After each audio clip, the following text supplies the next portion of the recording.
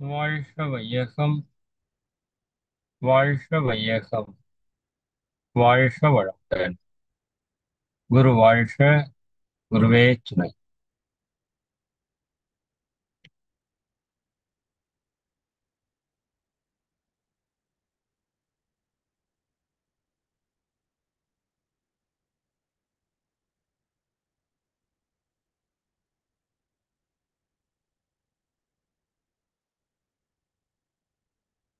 வாழ்க இறைநிலை, வாழ்க பிரபஞ்சம், வாழ்க வையகம், வாழ்க வளம், வாழ்க வளமுடன். அன்பர்கள் அனைவருக்கும் இனிய வணக்கம். வாழ்க வளமுடன் என்ற வாழ்த்துக்கள். மிக்க மகிழ்ச்சி. அன்பர்களுக்கு ஏதாவது ஐயப்பாடுகள் இருந்தா நீங்க நிகழ்வினுடைய நிறைவுல சிறிது நேரம் அதற்காக ஒதுக்கப்படும். அதை நீங்க கேட்டு தெளிவு பெறலாம். குறிப்பாக இன்னைக்கு நாம் சிந்திக்கக்கூடிய மிக மிக முக்கியமான ஒரு சிந்தனை செயல் விளைவு தத்துவம் என்ற ஒரு மிக உயர்ந்த ஒரு தத்துவம். அதாவது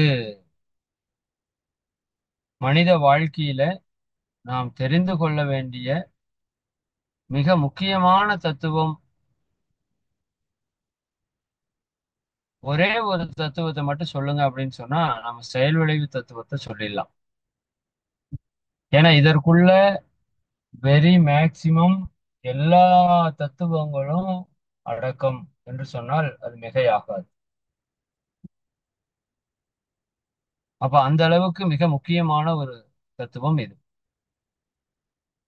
இதை ஆங்கிலத்திலே காஸ் அண்ட் எஃபெக்ட் தியரி என்று சொல்கிறோம்.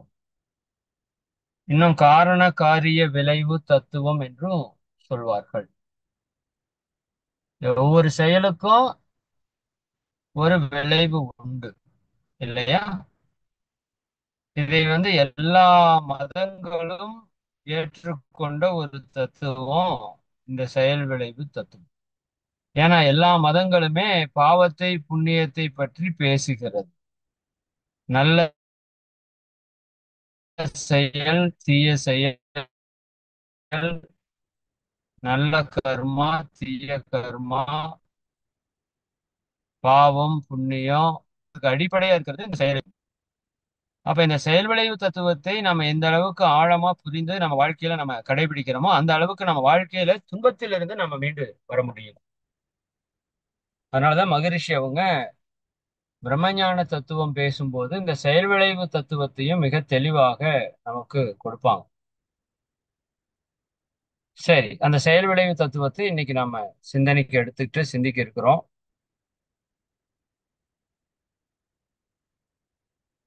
ஒரு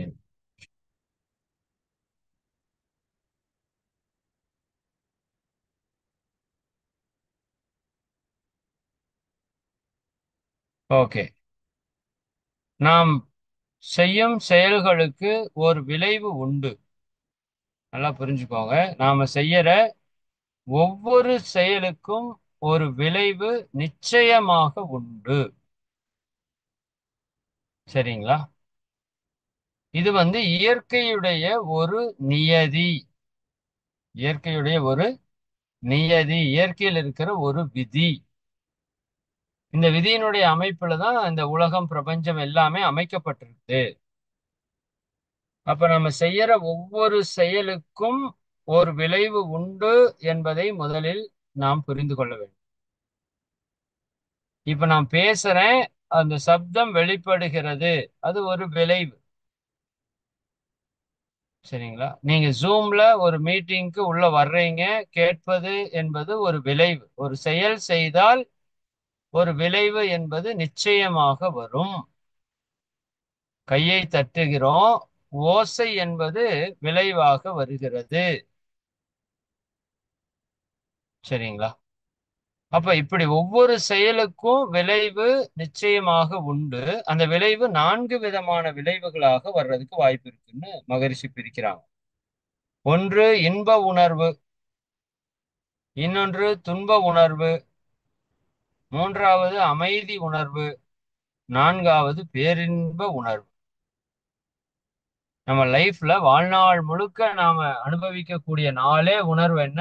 இன்பம், துன்பம், அமைதி, பேரின்பம். இந்த நாலே விதமான உணர்வுகளைத்தான் மாற்றி மாற்றி நாம் அனுபவிக்கிறோம். சரிங்களா? இன்பத்தை பல ஆயிரம் முறை, துன்பத்தை பல ஆயிரம் முறை, அமைதியை பல ஆயிரம் முறை அனுபவிக்கிறோம். பேரின்பத்தை தியானத்தில இறையுணர்வு பெறும்போது அதை நாம் அனுபவிக்க முடியும். மற்ற மூன்றையும் நம்ம சாதாரண வாழ்க்கையிலேயே அனுபவிக்க முடியும். அந்த நான்காவது நிலையே மனித வாழ்க்கையினுடைய முழுமையில நம்மால அனுபவிக்கும். அதுவும் ஒரு செயலுக்கான விளைவு தான். அப்போ ஒவ்வொருத்தரும் இன்பமா இருக்கணும், அமைதியா இருக்கணும், பேரின்பமா இருக்கணும் அப்படின்னா அதற்கு உரிய சரியான செயல்களை செய்து கொள்ள வேண்டும். அப்ப துன்பம் தரக்கூடிய செயல்களை நாம் நிறுத்திவிட்டு நன்மை தரக்கூடிய செயல்களை செய்யும் போது நம்ம வாழ்க்கையில துன்பமின்றி மகிழ்ச்சியாக வாழ முடியும். பட் நம்ம நிறைய பேர் என்ன நினைக்கிறோம், நாம எந்த செயல் வேணா செஞ்சுக்கலாம், கடவுள் நம்மளை காப்பாத்திடுவாரு, துன்பத்திலிருந்து மீட்டெடுத்துருவாரு, இப்படி எல்லாம் நினைக்கிறோம். இதுல சிலர் நம்மளை அதுல தீய வழியில அழைத்து சென்று சிக்க வைக்கிறதையும் நம்ம பார்க்கிறோம் கண் முன்னாடி. தேவையில்லாம பொருள் செலவு, நேர செலவு, உடல் உழைப்புல செலவு, ஆற்றல் விரயம் என்று பல இடத்திலே மக்கள் துன்பப்படுறதை பார்க்கிறோம். அப்ப இந்த தத்துவம் புரிஞ்சிருச்சுன்னா யாரும் நம்மளை ஏமாற்ற முடியாது. இதை செஞ்சா அது சரியாயிரும், அங்க போனீங்கன்னா இப்படி சரியாயிரும், அப்படியெல்லாம் ஒன்றும் சரியாகாது. சரிங்களா? நம்பி எதையும் நம்பி ஏமாற வேண்டாம். சில இடங்கள்ல சக்தி ஆற்றல் எல்லாம் இருக்குது. பட் அது எப்படி பயன்படுத்திக்கணுமோ அப்படி பயன்படுத்தி நம்மளை உயர்த்தி கொள்ளலாமே தவிர இதை செஞ்சா மந்திரத்தால மாங்காய் காய்க்கும்னா அது காய்க்காது. செயலுக்கு தான் விளைவு. மாங்காய் வேணும்னா மா மா மா விதையை நடணும், சரியா பராமரிக்கணும், அது வளரணும், அப்புறம்தான் மாங்காய் காய்க்கும். செயல் செஞ்சா விளைவு வரும். இன்னைக்கு செஞ்சா நாளைக்கு விளையும். பிறருக்கு இன்னா முற்பகல் செய்யின் தமக்கு இன்னா பிற்பகல் தாமே வரும்னு வள்ளுவன் சொல்லுது. தமக்கு இன்னா பிற்பகல் தாமே வரும். எப்போ? பிறருக்கு இன்னா முற்பகல் செய்யும். இப்ப காலையில நீ செஞ்சா மாலையில உனக்கு விளைவு வருது. தினக்கூலிக்கு காலையில வேலைக்கு போனா சாயங்காலம் சம்பளம் கொடுக்குறாங்கல்ல. சம்பளம் என்பது விளைவு, நடுவிலே நீங்கள் செய்த செயலுக்கான விளைவு. அப்ப எல்லாமே இந்த செயல் விளைவு தத்துவத்துக்குள்ள அடக்கம். சரிங்களா? அப்ப செயல் விளைவு தத்துவ ஞானம் என்பது என்ன? இப்ப எனக்கு தெரிஞ்சு போச்சு. நான் 30 நாள் வேலைக்கு போனேன்னா ஒரு மாசம் சம்பளம் கிடைக்கும். 20 நாள் வேலைக்கு போனா 66% கிடைக்கும். 10 நாள் போனேன்னா 33% கிடைக்கும். வேலைக்கே போகலைன்னா 10 பைசா கூட கிடைக்காது. இல்லையா? அதானே? அப்போ எனக்கு என்ன விளைவு வேண்டும் என்பதை கணித்து கொண்டு ஒவ்வொரு செயலையும் அளவோடு முறையோடு செயலாற்றி வாழக்கூடிய ஒரு பண்பு தான் செயல் விளைவு தத்துவம். இப்போ காலையில எழுந்திருச்ச உடனே உடல் ஆரோக்கியமா இருக்கணும், ஃப்ரெஷ்ஷா இருக்கணும் அப்படின்னு நம்ம நினைக்கிறோம். இது எல்லாருக்கும் நம்ம விரும்புற ஒரு விஷயம், மாற்று கருத்து இல்லை. அப்ப காலையில உடம்பு ஃப்ரெஷ்ஷா இருக்கணும், மகிழ்ச்சியா இருக்கணும் அப்படின்னா அதற்கு என்ன செயல் செஞ்சா இருக்கும்? முந்தின நாள் நைட்டு நேரத்துல தூங்கணும், முந்தின நாள் நைட்டு கொஞ்சம் நேரத்துல அளவா முறையோட சாப்பிடணும். சரிங்களா? தேவையில்லாம அங்க செல்போன் டிவி பார்த்து நேரத்தை வேஸ்ட் பண்ணக்கூடாது. மனசை கொஞ்சம் அமைதியா வச்சுக்கணும், உடலை கொஞ்சம் ஆரோக்கியமா வச்சுக்கணும். இல்லையா? அப்ப இதையெல்லாம் பண்ணி ஒருத்தர் இருக்கும்போது காலையில் எந்திரிக்கிறப்ப உற்சாகமா இருக்கும், நேரத்துல எந்திரிக்க முடியும். அப்ப இந்த செயல் செய்தாதான் அந்த விளைவு வரும் அப்படிங்கிறது நமக்கு நல்லா தெரிஞ்சு அதை ஃபாலோ பண்ணி அதை அச்சீவ் பண்ணோம்னா செயல் விளைவு தத்துவ ஞானத்துல நம்ம இருக்கிறோம் அப்படின்னு அர்த்தம். சரிங்களா? முதல் விஷயம், எந்த ஒரு செயலை செய்யும் போதும் விளைவை கணித்து செயல்பட வேண்டும். இப்ப நான் உங்களுக்கு ஒரு விஷயம் பேசுறேன் அப்படின்னா இதனோட விளைவு என்ன? நல்லதா கெட்டதா? அளவோட பேசுறதா? அளவுக்கு மீறி பேசுறதா? எந்த முறையில பேசுறது? இது எல்லாமே கணிக்கணும். சரிங்களா? அப்ப எங்க அளவு மீறும் போது இப்ப நான் பேசிட்டே இருக்கிறேன், நீங்க கேட்டே இருக்கிறீங்க, நான் ஒரு 2:30 வரைக்கும் பேசலாமா? 3:30 வரைக்கும் பேசலாமா? என்ன ஆகும்? ப்ராப்ளம் தான் ஆகும். எனக்கும் ப்ராப்ளம், உங்களுக்கும் ப்ராப்ளம். சரி, ஒரு 10 நிமிஷத்துல பேச்சு முடிச்சுட்டு போயிடலாமா? அப்ப உங்களுக்கு 1:30 வரைக்கும் வகுப்பு இருக்குன்னு சொன்னது எதிர்பார்ப்புல வந்தது, அது அடிபட்டு போய் 1 மணி நேரம் ஸ்பீச் இருக்கு, 1/2 மணி நேரம் ஸ்பீச் இருக்குன்னா அந்த நேரத்தை நாம் முழுசா அதை நம்ம பயன்படுத்தணும். அதை குறைச்சோம்னாலும் அங்க தொந்தரவு வருது, எச்சா போனாலும் தொந்தரவு வருது. முறையாக பேசணும். இப்ப நான் பேசுறது ஒரு சரியான ஒரு நெட்வொர்க்கு, சரியான ஒரு கிளாரிட்டி, சரியான ஒரு டைமிங்ல, சரியா உங்களுக்கு புரியிற மாதிரி ஒரு விஷயத்த நான் சரியா பேசுறது தெரிஞ்சா பேசணும். இல்லாட்டி பேசக்கூடாது. சரிங்களா? அப்ப பேசுறதுக்குன்னு ஒரு முறை இருக்கு. அந்த முறையில நான் பேசணும். அப்ப இதனோட விளைவு என்ன வரும்? நான் ஒரு நல்ல விஷயத்த உங்ககிட்ட பகிர்ந்து, உங்க கருமையத்துல அந்த நல்ல விஷயத்த பதிய வச்சு, நீங்க அதன்படி வாழும்போது, அது ஒரு சமுதாய மாற்றமாக நிகழும். இதைத்தான் மகரிஷி எதிர்பார்த்தாங்க. இதே தத்துவத்தை மகரிஷி சொல்லியிருக்கிறாங்க. அப்ப நான் இந்த செயலை செய்யறதனோட விளைவு என்ன? நல்லது. உள்ள இருக்கிற அன்பர்கள் எல்லாருக்கும் ஒரு தத்துவ புரிதல் வருது. அப்ப அவங்க வாழ்க்கையில ஒரு நல்ல விஷயத்தை நோக்கி அவங்க பயணிக்கிறாங்க. அவங்க வாழ்க்கையில ஒரு நல்ல மாற்றம் ஏற்படுகிறது. தேவையில்லாம தவறான தீய விஷயங்கள்ல, மூட பழக்கவழக்கங்கள்ல சிக்கி அவங்க பொருளையோ, நேரத்தையோ விரயம் பண்ணாம, உண்மையான விஷயம் என்ன என்று சிந்தித்து, உணர்ந்து அதன்படி நடக்கக்கூடிய அளவுக்கு அவங்க வாழ்க்கை மாறுது.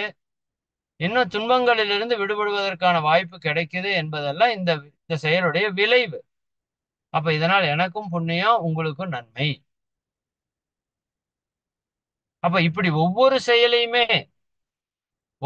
செயலையுமே நான் சொல்றேன். இப்ப காலையில் நீங்க எழுந்த உடனே டீ குடிக்கிறீங்க. அப்ப அந்த செயலுக்கு ஒரு விளைவு நிச்சயமாக வரும். விளைவறிந்த விழிப்பு நிலை என்று மகரிஷி சொல்லுவாங்க. இப்ப டீ குடிக்கிறப்பவே நீங்க அதை யோசிக்கணும். இந்த டீ குடிச்சா இதனுடைய விளைவு என்ன? நன்மையா? தீமையா? சரிங்களா? தீமை என்று வருவதை தவிர்க்க வேண்டும். இல்ல, இல்ல. நான் டீய குடிச்சிட்டே இருப்பேன். எனக்கு உடம்புல நோயே வரக்கூடாதுன்னா, அது எப்படி அப்படி வாய்ப்பு இருக்கா இயற்கையில? இயற்கையில அப்படி வாய்ப்பு இல்ல. நீங்க என்ன கடவுள் வழிபாடு செய்தாலும், என்னதான் யோகா, தியானம் எல்லாத்தையும் செய்தாலும், டீய குடிக்கிறதுக்கான விளைவு உங்களுக்கு வந்துதான் தீரும்.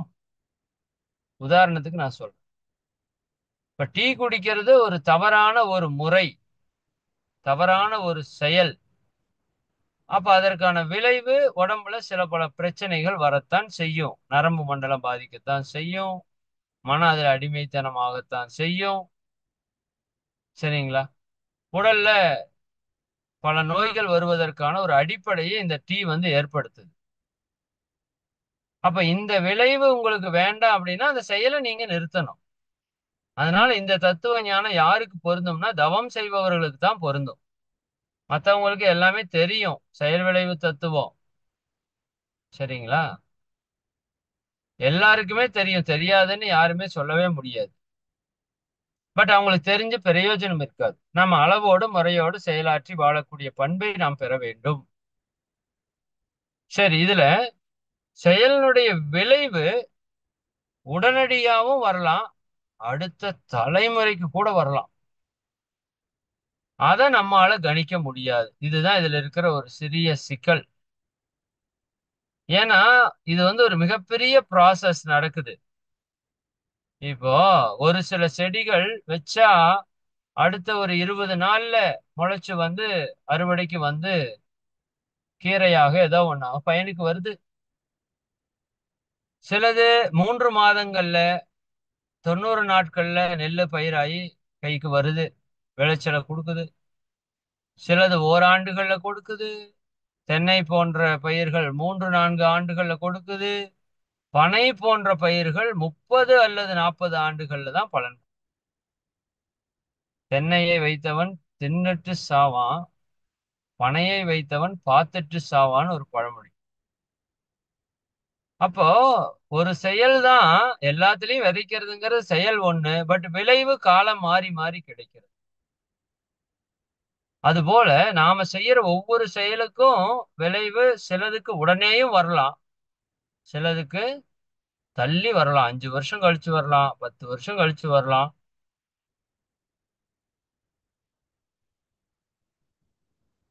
ஏன் அடுத்த தலைமுறைக்கு கூட வரலாம், பேரனுக்கு கூட வரலாம். தாத்தா சொத்து பேரனுக்கு அப்படிங்கிறது போல, சரிங்களா? அந்த தாத்தா செய்த செயலுடைய விளைவு பேரன்களுக்கு வர்றதுக்கு வாய்ப்பு இருக்கு. அதனாலதான் நம்ம வாழ்க்கையில சொல்லுவாங்க இல்லையா, நாம ஒரு கஷ்டப்படுறோம்னா யார் பண்ண பாவமோ தெரியல, நான் கஷ்டப்படுறேன். ஒருத்தன் நல்லா இருக்கான்னா யார் பண்ண புண்ணியமோ இவன் நல்லா இருக்கிறான், அல்லது எங்க அப்பா பண்ண புண்ணியத்துல நான் நல்லா இருக்கிறேன், என் தாத்தா பண்ண பாவத்துக்கு நான் அனுபவிக்கிறேன், இல்ல நான் செஞ்ச பாவம், நான் என்ன இப்படி எல்லாம் கஷ்டப்படுறேன் அப்படியெல்லாம் சொல்றோமில்ல. அந்த பாவ புண்ணியங்கிறது எதை பேஸ்ல இருக்குது? செயல் விளைவு தத்துவத்தினுடைய பேஸ்ல தான் இருக்குது. அதனாலதான் எல்லா மதங்களும் இது எடுத்துக்குது, செயல் விளைவு தத்துவத்தை. இறுதி தீர்ப்பு நாள் என்று ஒன்று சொல்கிறது, சரிங்களா? பாவ புண்ணியம் என்று ஒரு மதம் பேசுகிறதுனா அதைத்தான் ஜீசஸும் சொல்றாரு. என்ன சொல்றாரு? நீ எதை விதைக்கிறாயோ அதையே அறுவடை செய்கிறாய், இல்லையா? நீ எதை விதைக்கிறாயோ அதையே அறுவடை செய்கிறாய். அப்போ உனக்கு கிடைக்கக்கூடிய எல்லாவற்றையும் நீ விதைத்ததுதான் அப்படிங்கறத நம்ம முதல்ல அண்டர்ஸ்டாண்ட் பண்ணிக்கிட்டு ஒரு அக்செப்டன்ஸுக்குள்ள வரணும். இந்த தத்துவம் புரிஞ்சிருச்சுன்னா நீங்க உங்க வாழ்க்கையில எது நடந்தாலும் அதை ஏற்றுக்கொள்ளக்கூடிய தன்மைக்கு வந்துருவீங்க. எதையும் எதிர்த்து போராட மாட்டீங்க. ஏனென்றால் அது நீங்கள் ஏற்கனவே செய்த செயலுடைய விளைவு என்று நீங்கள் உணர்ந்து கொள்வீர்கள், ஏற்றுக்கொள்வீர்கள். அதே மாதிரி செயலுக்கு விளைவு நிச்சயம் என்பது 100% உறுதி. இதுதான் இறை நீதி. இதுக்கு இன்னொரு பேர் என்ன? செயல் விளைவு தத்துவம், காரண காரிய விளைவு தத்துவம், இன்னொன்னு காஸ் அண்ட் எஃபெக்ட் தியரி, இறை நீதி. சரிங்களா? இறை நீதி என்ன? தவறு இன்றி தக்கபடி இறைநிலையால் வழங்கப்படும் நீதி. அந்த இறைநிலை பொறுத்த வரைக்கும் அது ஆம்பளையா பொம்பளையா, சின்னவங்களா பெரியவங்களா, படிச்சவங்களா படிக்காதவங்களா, கருப்பா இருக்கிறாங்களா வெள்ளையா இருக்கிறாங்களா, தமிழ் பேசுறாங்களா ஆங்கிலம் பேசுறாங்களா, காசு இருக்குதா இல்லையா, படிப்பு இருக்குதா இல்லையா, அதெல்லாம் அதுக்கு தெரியாது. செயல் செஞ்சையா விளைவு வரும், அவ்வளவுதான் கான்செப்ட். கல்லார் கற்றார் செயல் விளைவாய் காணும் இன்ப துன்பம் அவன் அப்படின்னு மகரிஷி ஒரு கவியில தெளிவா சொல்லியிருக்கிறாங்க இறை வணக்கத்துல. கல்லார் கற்றார் செயல் விளைவாய். நீ கல்லாரா இருக்கலாம், படிக்காதவங்களா இருக்கலாம், கற்றாரா இருக்கலாம், படிச்சவனா இருக்கலாம். நீங்க செய்யற செயலுக்கு விளைவாக காணும் இன்ப துன்பம் யாரு? சாட்சாத் இறைவனேதான். அப்ப இதுல ஏற்ற இறக்கம் அப்படி எல்லாம் எதுவும் இருக்காது. பார்ஷியாலிட்டின்னு சொல்றோம்ல, நடுநிலை தவறுதல். ஒருத்தருக்காக இறங்கி பேசுறது, ஒருத்தருக்கு எச்சா பேசுறது, ஏறி பேசுறது, இதெல்லாம் அங்க இருக்காது. நெருப்பில் கை வைத்தால் சுடும். அது சிஎம் கை வைத்தாலும் சுடும், பிஎம் கை வைத்தாலும் சுடும், சாதாரண மனிதன் கை வைத்தாலும் சுடும், ஒரு பிச்சைக்காரன் கை வைத்தாலும் சுடும். சூடு அளவு ஒரே அளவு தான் இருக்கு. சரிதானுங்களா? ஒரு மிகப்பெரிய அறிஞர் என்பதால் சூட்டு அளவு கம்மியா இருக்குமா? இல்ல படிக்காத ஏழை என்பதால் சூட்டு அளவு எச்சா இருக்குமா? அப்படி இல்ல. தவறு இன்றி தக்கபடி இறைநிலையால் வழங்கப்படக்கூடிய நீதிதான் செயலுக்கு விளைவு. தவறு இன்றி தக்கபடி அந்த வார்த்தை ரொம்ப முக்கியம். மகரிஷி இது நிறைய இடத்துல பேசியிருப்பாங்க.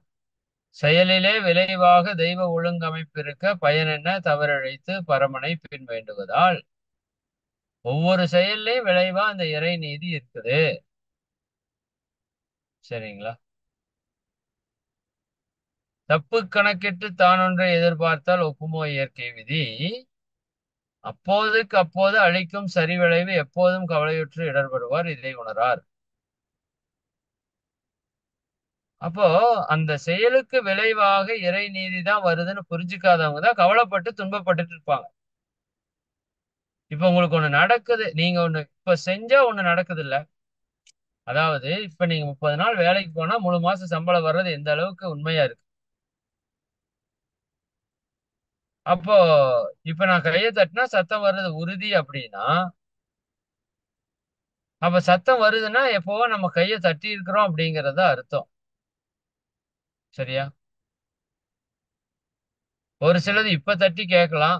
இல்ல ஒரு சில குகைக்குள்ள எல்லாம் போய் தட்டினீங்கன்னா ஒரு ஃபியூ செகண்ட்ஸ் கழிச்சு சவுண்ட் கேட்கலாம். அந்த மாதிரி எல்லாம் நீங்க கேள்விப்பட்டிருக்கீங்கல்ல?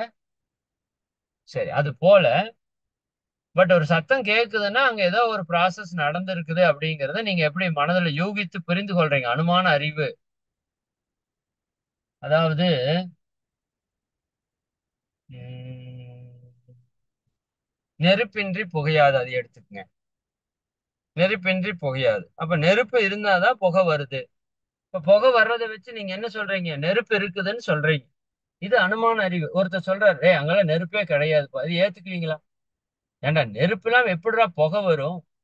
ஏப்பா கண்ணுக்கு தெரியலையே. அட கண்ணுக்கு தெரியல, அது உள்ள எங்கேயாவது இருக்குது. பட் ஆனா இல்லாம வர்றதுக்கு வாய்ப்பே இல்லை. அப்படி ஒரு செயல் செய்யாம விளைவு வர்றதுக்கு வாய்ப்பே இல்லை. அப்ப நம்ம வாழ்க்கையில நிறைய விளைவு இப்ப வருது அப்படின்னா என்னைக்கோ செய்த செயலினுடைய விளைவு தான். பட் இந்த ஜென்மாவை மட்டும் நம்ம கணக்குல எடுத்துட்டு பார்க்கும்போது அது சரியா பொருந்தி வர்றது இல்ல. நம்முடைய முன் ஜென்மங்களை எல்லாம் எடுத்து மொத்தமா அனலைஸ் பண்ற அளவுக்கு நமக்கு அறிவு இல்ல. அப்படி இருந்துச்சுன்னா அது கரெக்டா இருக்குங்கிறத நம்ம புரிஞ்சுக்குவோம். கண்டிப்பா புரிஞ்சுக்குவோம், மாற்று கருத்தே இல்ல.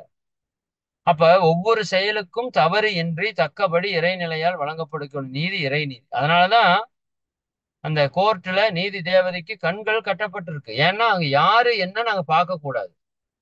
என்ன செயலுக்கு என்ன விளைவு வந்ததோ அதுக்கு சரியான தீர்ப்பை அவங்க வழங்கணும். நீதி தேவதை அப்படிதான் இருக்கணுங்கிறது தான் அப்படி. அப்ப நல்ல பதிவுகளை நம்ம பெற வேண்டும் அப்படின்னா என்ன பண்ணணும்? இந்த ஸ்லைட ஸ்கிரீன்ஷாட் கூட எடுத்து வச்சுக்கோங்க. ரொம்ப ரொம்ப முக்கியம் இந்த 3 விஷயம்.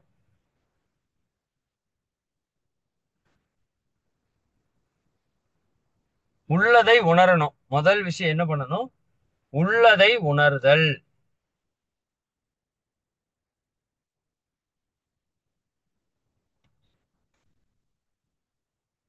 இறைநிலைதான் எங்கும் நீக்கமற நிறைந்திருக்கிறது. அது ஒவ்வொரு செயலுக்கும் விளைவை துல்லியமாக கொடுத்து கொண்டே இருக்கிறது. அது காந்த ஆற்றலாக அனைத்தையும் பதிவு செய்து கொண்டே இருக்கிறது. சரிங்களா? அதுக்கு தெரியாம எதையும் பண்ண முடியாது. என்னுடைய வாழ்க்கை அந்த இறைத்தன்மை உணர்றதுக்கு வந்திருக்குது. அதுல நான் செய்த பாவ புண்ணியங்கள் எனக்கு இன்ப துன்பத்தை கொடுத்து கொண்டிருக்குது. இது எல்லாம் இதுதான் உள்ளது. இதையும் உணரணும் முதல்ல. அதுக்கப்புறம் நல்லதை செய்யணும். நல்லா கவனிங்க, இந்த இடத்துல அல்லதை விடணும் அப்படிங்கிறது சிலர் ரெண்டாவதா வரும்னு சொல்லுவாங்க. பட் அது ரெண்டாவதா வர்றதுக்கு வாய்ப்பு இல்லை. அல்லதை விடுவது மூணாவது தான். ஏன்? அல்லதை விடுறதுதான் கஷ்டம். இருக்கிறதுலயே கஷ்டம் அல்லதை விடுவதுதான். அப்ப நல்லதை செய்யலாம் ஈஸியா. இப்போ ஒருத்தர் தம் அடிக்கிறாரு, அல்லது அதை விடுங்கன்னு சொன்னா கஷ்டம். பட் நீங்க நல்லதை உடற்பயிற்சி தியானத்தை செய்யுங்கன்னா கொஞ்சம் செஞ்சிருவாரு. அதை செய்ய செய்ய அல்லது தானா போயிடும்.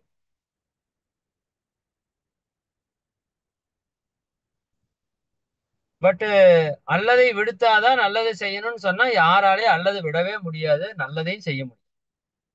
அதனால உள்ளதை உணரணும். என்ன உண்மை, என்ன மாயை, என்ன செய்யணும், என்ன செய்யக்கூடாதுங்கிற உள்ளதை நம்ம உணர்ந்துட்டு நல்லதை செஞ்சுட்டே இருக்கணும். சரிங்களா? அது எந்த அளவுக்கு நல்லதை அதிகமா செய்ய முடியுமோ அந்த அளவுக்கு செஞ்சுட்டே இருந்தோம் அப்படின்னா அதற்கு அடுத்தது அல்லது தானா போகும், இல்லைனாலும் அல்லதை பற்றியும் கொஞ்சம் சிந்திச்சு அல்லதை விடுறதுக்கும் நம்ம திட்டமிட்டு தற்சோதனை மூலமாக நம்ம அல்லதை விட்டு கொள்ளலாம். அப்ப இந்த மூணையும் நம்ம மனசுல வச்சுக்கணும். நல்ல பதிவுகள் நம்ம கிட்ட வரணும் அப்படின்னா இயற்கையாக உள்ள உண்மைகளை உணர்ந்து நல்லவற்றை எண்ணம் சொல் செயலால் செய்து தீயவற்றை நம்மிடம் இருந்து விடுவித்து கொண்டால் நம்ம கிட்ட பதிவுகள் நல்லதா வரும். அப்ப விளைவு நல்லதா வரும். ஒரு விளைவு 5 விஷயத்தை அடிப்படையாக கொண்டு கிடைக்கிறது. எந்த ஒரு செயலுக்குமே 5 விஷயம் ரொம்ப ரொம்ப நீங்க கவனமா பார்க்கணும். ஒன்று நோக்கம். நோக்கம் சரியா இருக்கணும். ஒருத்தர் கத்தி எடுத்து வைத்து அறுக்கிறார் அப்படின்னா அந்த நோக்கம் என்ன அப்படிங்கறத பொறுத்து விளைவு மாறிடும். நோக்கம் ஒருத்தங்கிட்ட இருந்து திருடணுங்கிறதுக்காகவும் கத்தி எடுத்து வைத்து அறுக்கலாம். குழந்தையை காப்பாத்தணும் அப்படிங்கிறதுக்காகவும் கத்தி எடுத்து அவர் வைத்து அறுக்கலாம். இல்லையா? 2 நோக்கம் இருக்குல்ல. ஒரு திருட்டே நடக்குதுன்னா அது நல்ல நோக்கத்துக்காக திருட்டு கூட நடக்குது. ஆமா, வேற வழி இல்லாம. பட் தீய நோக்கத்துக்காகவும் திருட்டு நடக்குது. ரெண்டுமே திருட்டு தான். பட் ஒரு திருட்டுக்கு விளைவு இன்பமா இருக்கு, ஒரு திருட்டுக்கு விளைவு துன்பமா இருக்கு. சரிங்களா? அப்போ எந்த ஒரு செயல் செய்தாலும் அந்த செயலை வைத்துக் கொண்டு முடிவு பண்றதை விட அதனுடைய நோக்கம் என்ன அப்படின்னு நீங்க பார்க்கணும். சரியா? இப்ப உதாரணத்திற்கு ஒரு நாய் உங்களை துரத்திட்டு வருது, ஒரு கல் எடுத்து அதை அடிக்கிறீங்க. இப்ப சும்மா இருக்கிற ஒரு நாயை அடிக்கிறது அப்படிங்கிறது நம்ம நோக்கம் வந்து அதை சீன்றது, அதை நோன்றது, அதை வெறுப்பேத்துறதுங்கிறதா இருக்குது. அதே நாய் உங்களை துரத்திட்டு வர்றப்ப உங்களை காப்பாத்திக்கிறதுக்காக கல் எடுத்து அடிக்கிறீங்க. ரெண்டுமே கல்லுல அடிச்சதுதான். பட் முதல்ல நீங்க செஞ்சதுக்கு உங்களுக்கு வர்றது பாவம். ரெண்டாவது உங்களுக்கு செய்யறதுல பாவம் வராது. ஏன்னா உங்களை தற்காத்துக் கொள்வதற்காக நீங்கள் அதை செய்கிறீர்கள். ஒரே செயல்தான். அப்ப நோக்கம் மாறும்போது விளைவு மாறி போயிடும். அதே மாதிரி திறமை, அது ரொம்ப ரொம்ப முக்கியம். திறமைக்கு தகுந்தாற் போல விளைவு மாறும். ஒரே ஸ்கூல்ல ஒரே கிளாஸ்ல தான் பசங்க படிக்கிறாங்க. பட் ஒவ்வொருத்தவங்களோட திறமைக்கு தகுந்த மாதிரியான ரிசல்ட்ஸ் வந்து மாறி மாறி வருது. இல்லையா? அப்ப திறமைக்கு தகுந்த மாதிரி விளைவு மாறும். தொடர்பு கொள்ளக்கூடிய பொருளை பொறுத்து விளைவு மாறி போயிடும். ஒரே சூரிய ஒளிதான் மண்ணுல அடிச்சா ஒரு மாதிரி வெப்பத்தை கொடுக்குது, இரும்புல அடிச்சா ஒரு மாதிரி வெப்பத்தை கொடுக்குது, புல்லு மேல அடிச்சா ஒரு மாதிரி வெப்பத்தை கொடுக்குது. அப்ப நீங்க தொடர்பு கொள்ளக்கூடிய பொருள், நீங்க ஒரே விஷயத்தை தான் ஷேர் பண்றீங்க. பட் யாருகிட்ட ஷேர் பண்றீங்கிறத பொறுத்து இருக்குது இல்ல. இப்ப நான் இது போய் இப்ப நீங்க இதெல்லாம் ஆன்மீகத்தில் இன்வால்மெண்ட் இருக்கிறங்காட்டி உங்ககிட்ட இதை நான் பேசிட்டு இருக்கேன், நீங்க உட்காந்து கேட்டுட்டு இருக்கீங்க. இது சாதாரண ஒரு நபர்கிட்ட போய் பேசினா கேட்பாங்களா? கேட்க மாட்டாங்க. கேட்க முடியாது அவங்கனால. ஏன்னா அந்த அளவுக்கு அவங்களுக்கு பக்குவம் வரல. சரிங்களா? அப்ப தொடர்பு கொள்ளக்கூடிய பொருளுடைய தன்மைக்கு தகுந்த மாதிரி விளைவு மாறும். கேட்கலாங்கிற மனோநிலையில இருக்கிறவங்ககிட்ட கேட்டா சிறப்பா இருக்கும். புரிதல் இல்லாதவங்ககிட்ட போய் சொன்னா இது என்ன அறுக்கிறான், சாவடிக்கிறான், இப்படி பேசி கழுத்தை இருக்கிறானே, வேற ஏதாவது நல்லதா பேசினா பரவாயில்லையே அப்படின்னு தோணும். சொல்ல முடியாது. பட் அந்த விளைவு துன்பமா மாறி போயிடும். இப்ப யாருக்கு கொடுக்குறோம், எந்த விதத்துல அதை கொடுக்குறோம், அது ரொம்ப ரொம்ப முக்கியம். அதுதான் திறமை. எந்த இடத்துல கொடுக்குறோம், அதுவும் முக்கியம். நிறைய செயல்கள் இடம் பொருள் ஏவல் தெரியாம கெட்டு போயிருதுன்னு சொல்லுவாங்க. ஒரு விஷயத்த வாங்கணும் அப்படின்னா சொல்லுவாங்க, பார்த்துருக்கீங்களா? மேனேஜரு ஓனர்கிட்ட போய் ஏதாவது பேசணும் அப்படின்னா அந்த டைம் பார்த்து போவாங்க. அதுவும் ஒரு விஷயம்தான். இல்லையா? ஒரு பெண் ஒரு ஆண் கிட்ட வேலை வாங்கணும் அப்படின்னா வீட்டுக்கு வர்றார் அப்படின்னா நல்லா உட்கார வச்சு வேணுங்கிறத சாப்பாடுக்கு செஞ்சு போட்டு அதுக்கப்புறம் மெதுவா அதை பத்தி பேசி வேலையை முடிக்கிறவங்களும் இருக்கிறாங்க. வந்தனையும் பேசி சண்டையை போட்டு ரத்து பண்ணவங்களும் இருக்கிறாங்க. இல்லையா? அப்ப யாருகிட்ட எந்த இடத்துல எந்த காலத்துல ஒரு செயலை செய்தால் விளைவு சரியாக வரும் என்று கணித்து அந்த செயலை செய்ய வேண்டும். இவனை இவன் முடிப்பான் என்றாய்ந்து இதனை இவன் கண் விடல் அப்படின்னு ஒரு குறள் இருக்குல்ல.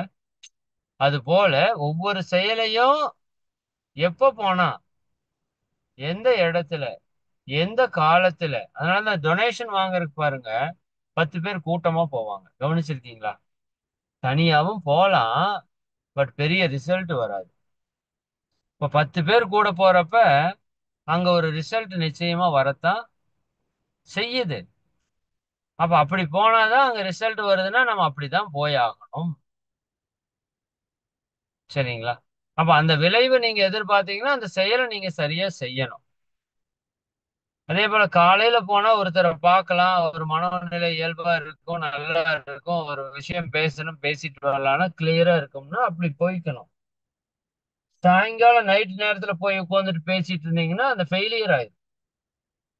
அப்போ நாம செய்யற செயலுக்கு நோக்கம் சரியாக இருக்கணும், திறமை நல்லா இருக்கணும், தொடர்பு கொள்ளும் பொருள் சரியாக இருக்கணும், சரியான இடத்திலே சரியான காலத்திலே இந்த 5க்கு தகுந்த மாதிரி விஷயம் மாறிடும், விளைவு மாறிடும். சரிங்களா? அப்போ இந்த 5ஐயும் கவனித்து ஒவ்வொரு செயலையும் செய்யணும். நான் பேசுறதுக்கு நோக்கம் கரெக்டா? இப்போ திறமையோட பேசுறேனா? தொடர்பு கொள்ளும் பொருள் சரியா தான் இருக்கா? இந்த இடம் கரெக்டா? இந்த காலம் கரெக்டா என்பதை யூகித்து நான் பேசினேன்னா எங்க போனாலும் என்னால அமைதியை நிம்மதியை தக்க வைத்துக் கொள்ள முடியும், மகிழ்ச்சியாக இருக்கு. சரி, என்ன எதனால இந்த தவறு வருது? செயலினுடைய விளைவு எப்ப துன்பமா வருது அப்படின்னா அதற்கு 4 காரணம். 3 உங்களுக்கு தெரிஞ்சதுதான். ஒன்று அறியாமை. செயலுக்கு விளைவாக இறை நீதி இருக்கிறது என்ற ஒரு அறியாமை இன்னைக்கு உலக மக்கள் எல்லோருக்கிட்டையும் இருக்குது. நான் உங்களுக்கு இந்த கவி சொல்லியிருக்கிறேன். கண்காணி ஆஹ் அது என்ன கவி? நல்ல கவி, திருமூலரோட கவி சொல்லியிருக்கேன்னா நான் உங்களுக்கு. கண்காணிங்கிறத அந்த இது இதனோட தலைப்பே கண்காணி இல்லென்று கள்ளம் பல செய்வார். சரிங்களா? கண்காணி இல்லென்று கள்ளம் பல செய்வார், கண்காணி இல்லா இடமில்லை காணுங்கள், கண்காணியாக கலந்தெங்கும் நின்றானை கண்காணி கண்டார் களவொழிந்தாரே என்று திருமூலர் ஒரு கவி சொல்றார். கண்காணி என்றால் கண்காணிப்பவர், மேற்பார்வையாளர் அப்படின்னு பொருள். அந்த மேற்பார்வை பார்க்கறதுக்கு ஆள் இல்லைன்னு நிறைய பேர் கள்ளம் திருட்டு தவறு செய்கிறார்கள், பல செய்வார். கண்காணி இல்லா இடமில்லை, அந்த மேற்பார்வையாளர் இல்லாத, கண்காணிப்பவர் இல்லாத இடமே இல்லை. நம்ம சிந்தித்து பார்க்கும்போது இறைவன் எங்கும் கண்காணியாக இருக்கின்றார். கண்காணியாக கலந்தெங்கும் நின்றானை, எல்லா இடத்திலையும் கலந்து நிற்கிற கண்காணி இறைவனாக இருக்கும்போது அந்த கண்காணியை ஒருத்தர் கண்டுட்டார் அப்படின்னா, உணர்ந்து கொண்டார் என்றால் அவர் களவு செய்ய மாட்டார், தவறு செய்ய மாட்டார், தப்பு செய்ய மாட்டார். அதனால ஒரு துன்பம் வராது. சரிங்களா? அப்ப அறியாமை நம்ம கிட்ட மிகப்பெரிய விஷயமாக இருக்கிறது. அறியாமை. அதே போல அறிந்து கொண்டிருந்த போதும் அலட்சியம் இருக்கிறது. நம்ம கிட்ட நிறைய அலட்சியம், சரியான தியானம், சரியான வாழ்வியல் முறை இல்லாததால நிறைய விஷயத்தை நம்ம அலட்சியம் செய்கிறோம். மூன்றாவது, உணர்ச்சி வயப்பட்ட நிலை நம்மிடம் இருக்கிறது. அருகுணத்தை சீரமைக்காத காரணத்தினாலே கோபம், பொறாமை, கவலை, வெறுப்பு, வஞ்சம் போன்ற உணர்ச்சி வயப்பட்ட நிலையில் இருக்கிறோம். இதனால நமக்கு துன்பம் விளைகிறது. இதற்கெல்லாம் அடிப்படை என்ன காரணம்? தன்முனைப்பு என்று சொல்லக்கூடிய ஆணவம், ஈகோ. நான் தான் என்ற அதிகாரப்பற்று, இது என்னுடையது என்ற பொருள் பற்று, இரண்டும் வரும்போது 6 தீய குணங்கள், பஞ்சமகாபாதங்கள் என்று விரிஞ்சதுதான் தவறுகளுக்கு அடிப்படை காரணம். அப்ப இவற்றை நீக்கி கொண்டு நம் செயலை மாற்றிக்கொள்ள வேண்டும். இல்லைன்னா என்ன ஆகணும்? எப்படி இருக்குன்னு சொல்றாரு பாருங்க. குறி தவறி வெடிக்கும் துப்பாக்கியை ஒக்கும் நெறி தவறி செய்யும் செயலின் விளைவு. இதுல வார்த்தையை மாத்திருக்காங்க. குறி தவறி துப்பாக்கி வெடிப்பதை ஒக்கும், பொருள் ஒண்ணுதான். குறி தவறி வெடிக்கும் துப்பாக்கியை ஒக்கும் நெறி தவறி செய்யும் செயலின் விளைவு. அப்படின்னு என்ன அர்த்தம்?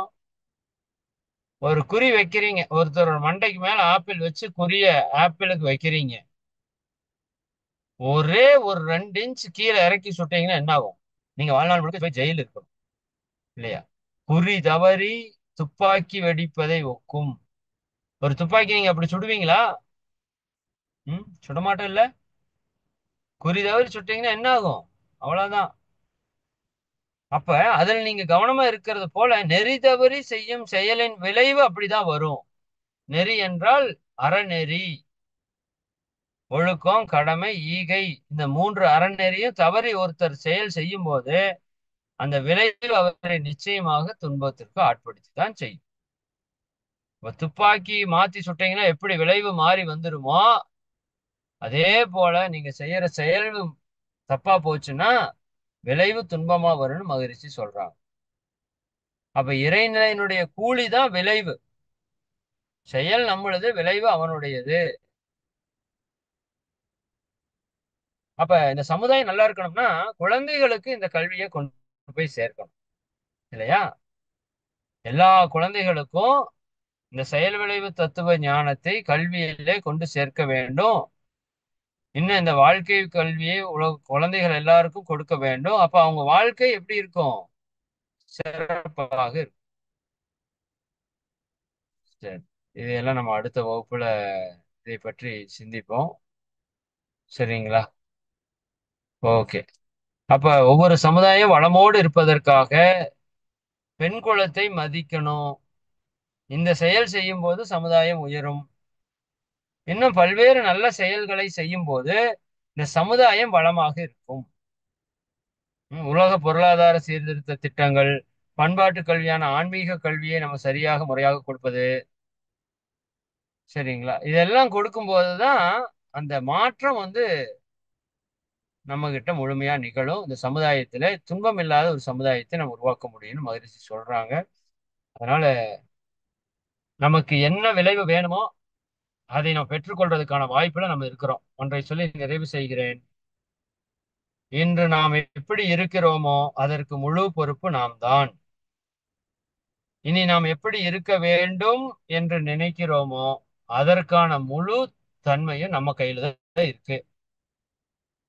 ஒரு பாட்டுல கூட சொல்லுவாங்க, ஏதோ நல்ல பாட்டு அது. பிறப்பும் நல்ல விஜய் பாட்டு. பிறப்பும் இறப்பும் அவன் கையில, நாம வாழும் வாழ்க்கை நம்ம கையில. நல்ல வரி அது. சரிங்களா? ஒரு நல்ல வார்த்தை இல்ல. பிறப்பு நம்ம கையில் இல்ல, இறப்பு நம்ம கையில் இல்ல. பட் வாழ்ற வாழ்க்கை நம்ம கையில் இருக்கு. அதே போல இன்னொரு பாடல்ல கூட நல்ல வரிகள் வரும். அதாவது இந்த நிறத்தை தேர்ந்தெடுக்கும், குணத்தை தேர்ந்தெடுக்கும் உரிமை உன்னிடத்தில் இல்லை, இல்லை அப்படி வரும் ரஜினி பாட்டுல. பட் உன் வாழ்க்கை மட்டும் உந்தன் கையில் உண்டு, அதை வென்று எடு அப்படின்னு சொல்லுவான். நல்ல அற்புதமான வரிகள். உண்மைதான். இந்த வாழ்க்கை எப்படி வாழலாம், இந்த க்ஷணமே சந்தோஷமா வாழலாம்னு முடிவு பண்ணி நீங்க சந்தோஷமாவும் வாழலாம். இல்ல புலம்பி கஷ்டப்படலான்னு புலம்பவும் செய்யலாம். வாழ்வை பெரிது என்று கொண்டாடவும் முடியும், வாழ்வை துக்கம் என்று திண்டாடவும் முடியும். அதெல்லாம் நம்ம கையில இருக்கு. சரிங்களா? இப்ப கிடைத்திருக்கிற வாழ்க்கையை சிறப்பாக நாம் என்ன பண்ணணும்? வாழணும் என்று சொல்லி, நீங்களும் உங்கள் அன்பு குடும்ப உறுப்பினர்கள் அனைவரும், உலக உயிர்கள், பிரபஞ்ச உயிர்கள் அனைத்தும் அருட்பேராற்றல் கருணையினால் உடல் நலம், நீலாயுள், நிறை செல்வம், உயர்ப்புகழ், மெஞ்ஞானம் ஓங்கி, இறை உணர்வு, அறநெறி, கல்வி, தனம், தானியம், இளமை, வலிவு, துணிவு, நன்மக்கட்பேர் அறிவிலுயர்ந்தோர் நட்பு, அன்புடைமை, அகத்தவம், அழகு, புகழ், மனித மதிப்புணர்ந்து ஒழுகும் பண்பு, பொறையுடைமை எனும் பேறு 16ம் பெற்று பெருவாழ்வு வாழ்க. வாழ்க வளமுடன், வாழ்க வளமுடன், வாழ்க வளம், வாழ்க வளமுடன். நண்பர்களே, மிக்க மகிழ்ச்சி. இன்னைக்கு கொஞ்சம் அதிக நேரம் எடுத்துக்கிட்டேன். அதனால இன்னைக்கு கேள்வி பதில் செஷன் தேவை இருக்காதுன்னு நினைக்கிறேன். நம்ம அடுத்த வாரத்தில் ஒரு நாள் வச்சுக்கலாம். நீங்க கொஸ்டின்ஸ் எல்லாமே நோட் பண்ணிட்டு வாங்க. நம்ம அதுக்கு தகுந்த மாதிரி பண்ணிக்கலாம். சரிங்களா? மிக்க நன்றி. ஒரே நிமிடம். ஓகே, அனைவருக்கும் இன்னைக்கு மிகவும் உழைப்பாளர் நன்றி. தினம் இல்லையா? மே தின நல்வாழ்த்துக்கள். நிறைய பேர் அப்படியே ஃபேமிலியோட ஜாலியா இருப்பாங்கன்னு நினைக்கிறேன். ரொம்ப சந்தோஷம். இந்த தினத்திலே இவ்வளவு பேர் கலந்து இந்த நிகழ்வை சிறப்பாக நிகழ்த்தி கொடுத்த உங்க எல்லாருக்கும் மீண்டும் நன்றிகளை கூறி நிறைவு செய்வோம். அனைவருக்கும் நன்றி. அம்மா, நிறைவு பண்ணிக்கலாமா? நண்பர்களே, இந்த சில்ட்ரன்ஸ் கோர்ஸ் பத்தி மட்டும் ஒரு அறிவிப்பு. இன்னொரு 20 மாணவர்களுக்கு அதுல வாய்ப்பு இருக்கு. கிட்டத்தட்ட ஒரு 80 மாணவர்கள் இப்ப வரை கம்ப்ளீட் ஆயிட்டாங்க. அதனால அது கொஞ்சம் நீங்க முயற்சி பண்ணணும், தயவு செய்து. சரிங்களா? யாரோ செய்ய மாட்டாங்கம்மா, நம்ம தாம்மா செய்யணும். சரிங்களா? அப்போ இன்னும் கொஞ்சம் முயற்சி பண்ணுங்க. நிச்சயமா நமக்கு இருக்கிற ஸ்ட்ரென்த்துக்கு இத்தனை மாணவர்கள் அப்படிங்கிறது ரொம்ப கம்மி தான். பட் நாம அந்த அளவுக்கு என்ன பண்ணல, இன்னும் கொஞ்சம் செயலுக்கு வரணும். சரிங்களா? அது முயற்சி பண்ணுங்க நிச்சயமா. வாழ்க வளமுடன். வாழ்க வளமுடன்.